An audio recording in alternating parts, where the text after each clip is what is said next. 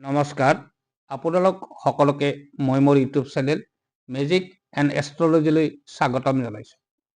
আমি আজি আলোচনা কৰিব ওলাইছোঁ ৰাশি চক্ৰত পঞ্চম ৰাশি সিংহ ৰাশিৰ ব্যক্তিৰ ব্যক্তিত্ব সম্পৰ্কত। ব্যক্তিৰ নামৰ প্ৰথম আখৰ ম বা মধ্যাহ্ন ত হ'লে সিংহ ৰাশি বুলি ধৰা হয়।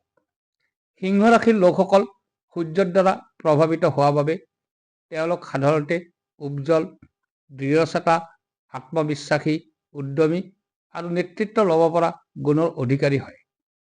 এওঁলোক উদাৰ মনৰ আৰু সৃষ্টিশীল হোৱাৰ লগতে সদায় আনৰ মনোযোগৰ কেন্দ্ৰবিন্দু হৈ থকাটো পছন্দ কৰে। এওঁলোকৰ মাজত এক বিশেষ আকৰ্ষণীয় গুণ থকা বাবে অন্য লোক সহজে এওঁলোকৰ প্ৰতি আকৰ্ষিত হয়।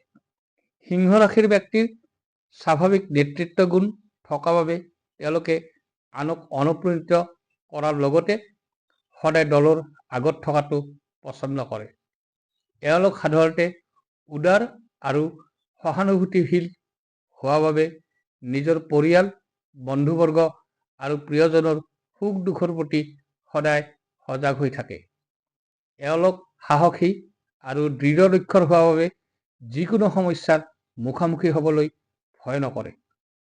এই ৰাশিৰ লোকসকল কলা, সংগীত, অভিনয় আদি সৃষ্টিশীল কামত জড়িত থাকি ভাল পায়।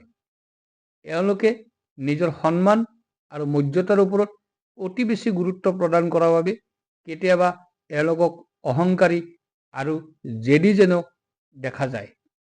আপোনাৰ বাৰু সিংহ ৰাশি নেকি? যদি হয় তেনেহ'লে এই গুণবোৰ আপোনাৰ লগত মিলিছেনে? কমেণ্ট বক্সত কমেণ্ট এটি কৰি জনাবচোন। ইয়াৰ পিছত আমি আলোচনা কৰিম ৰাশি চক্ৰৰ ষষ্ঠ ৰাশি কন্যা ৰাশিৰ ব্যক্তিৰ ব্যক্তিত্বৰ বিষয়ে। অনুগ্ৰহ কৰি চেনেলটো চাই থাকিব। ধন্যবাদ।